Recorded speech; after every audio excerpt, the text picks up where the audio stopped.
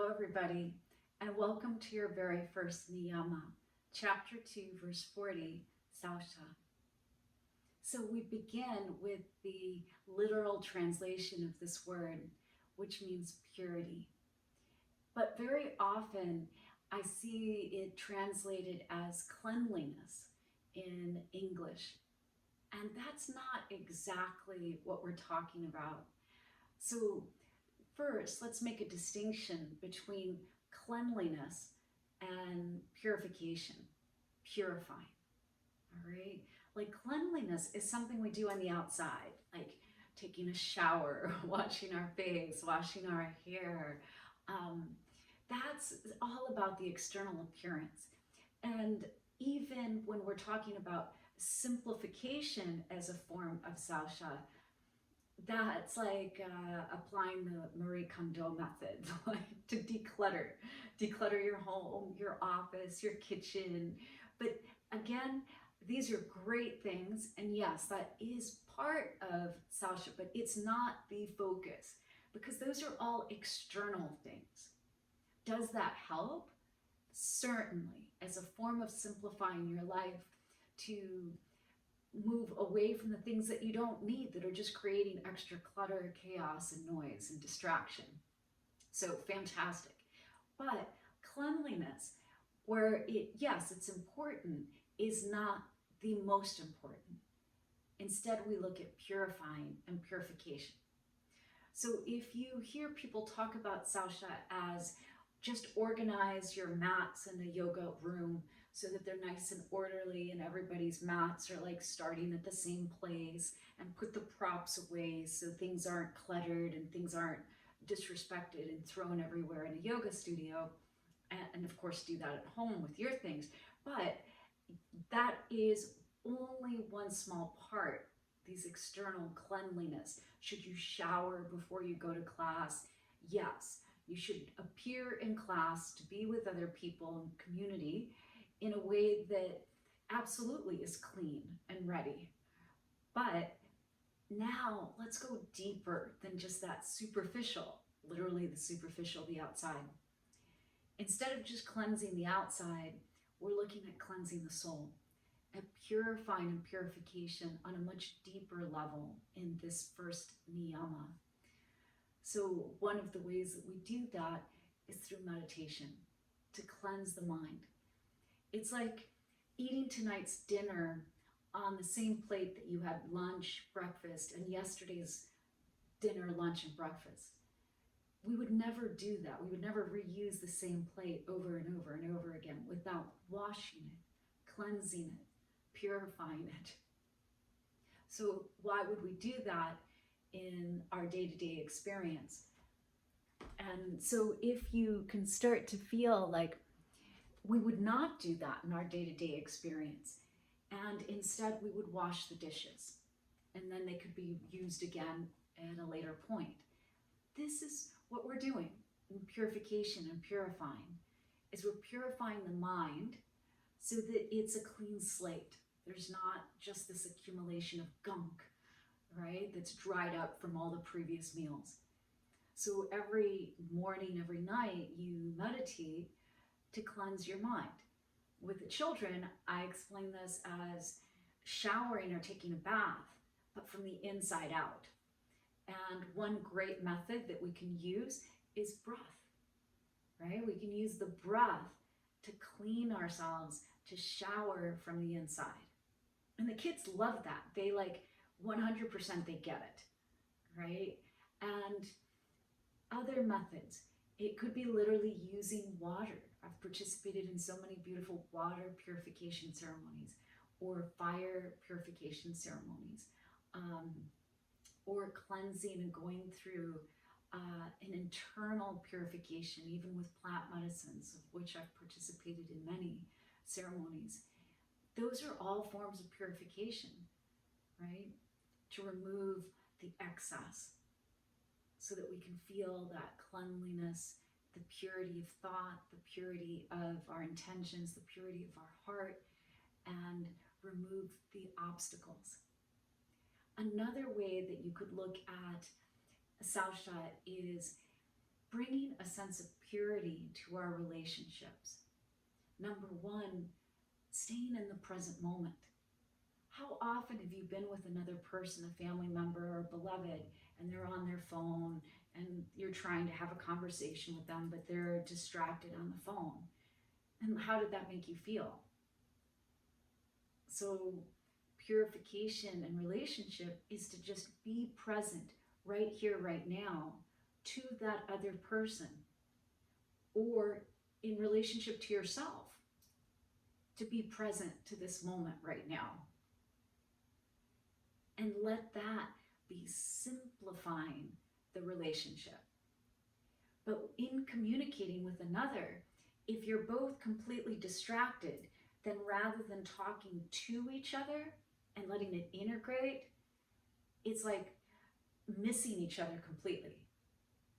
And then that leads to miscommunication from that concept of distraction that is creating complexity, which in so many ways is like the opposite of Saucha. Like it's this beautiful purity of simplicity, to just be with what that person is saying in this moment and not even edit or prepare what you're going to say next.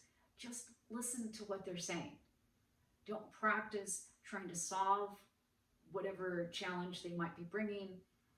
Don't practice trying to give advice or tell them what you've done in a similar situation. Just listen and be with them in that moment. Nothing more simple and beautiful than that. Another way that we could practice this in relationship is to stop bringing the heaviness of expectations into relationship. In Buddhism, we call it the wanting mind. I want it, I want it, I want it. I want them to be like this. I want them to do this. I want them to not do this.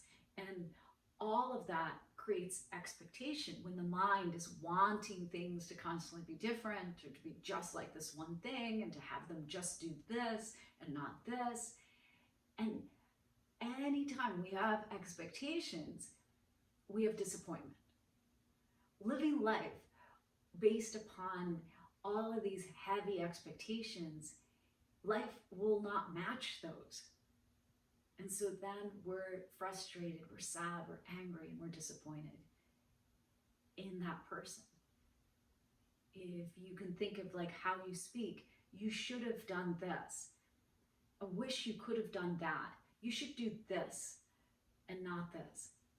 All that use of the word should in relationship is setting up an expectation and disempowering the other person, versus just letting them make the choice of how they want to show up, and then you responding and respecting that then you have a choice. It's simplifying things in that relationship. And all the shoulds that you put on yourself. An easy exercise is to write down right now 3 things that you think you should do. What are 3 things that you think you should do this week? I should answer every email before I go to bed. Okay, end of the workday. Should answer every email. Now, where the should is in your statements, replace it with the word could. Cross out should, write could. And then at the end of that little statement, put these words: but I choose not to. Cross off should, write could, and at the end, but I choose not to. I should answer every email before I go to bed each day. I could answer every email before bed, but I choose not to. Doesn't that feel better? Like now there is an actual choice. And the mind, rather than making things more complex and complicated, there's a simplicity, a purity of thought. I could choose to answer every email, but I choose not to. I choose not to. And maybe a different day, you might change that and alter that. But if you use that, you should do this for me, you should do that for me. Instead, you could do this, but you can choose. Yeah, or even if you're like looking at somebody like, you should do this, you could do this, but you chose not to. That's it. And then remove that burden of all the expectations and lets the energy be very clear. And in the way that you live your life with Saucha, think of how you could simplify the management of your energy. In Buddhism, another saying or piece of advice is, don't make things worse. So you get an email that upsets you from a work colleague. Do you send that email to 10 more work colleagues telling them how pissed off you are and upset you are, and can't you see how this person is doing an injustice? Or you don't make it worse. You look at it, you take some breaths, you take a lap, step away from the computer, and just simplify that space between here's a catalyst, and then here's space, and here's your mindful response. Rather than here's a trigger, and then a reaction. That then complicates things, and then creates more and more and more, and now we have just more drama and more complexity. But if we just take that space, that moment,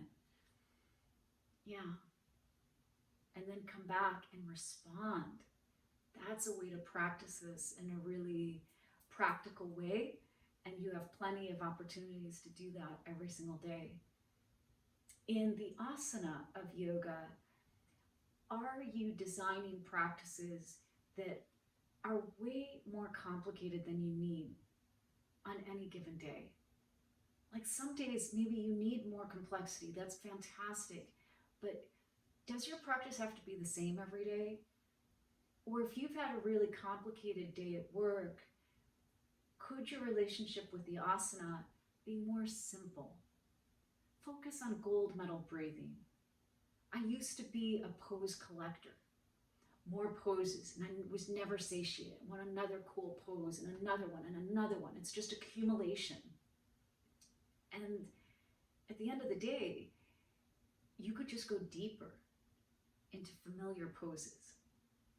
You can deepen into your awareness, your self-observation, your breath, and be more present to more of the details and the nuance within that particular pose. So think about how that could impact your practice. Do you need every basic vinyasa?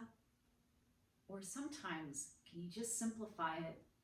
And if you're really pure in your intention of what you want from that class, maybe there are times you could just take child's pose for those 5 breaths of the basic vinyasa. And that's exactly what you need. I hope this has indeed inspired you to think more about the practical application of this very first Niyama.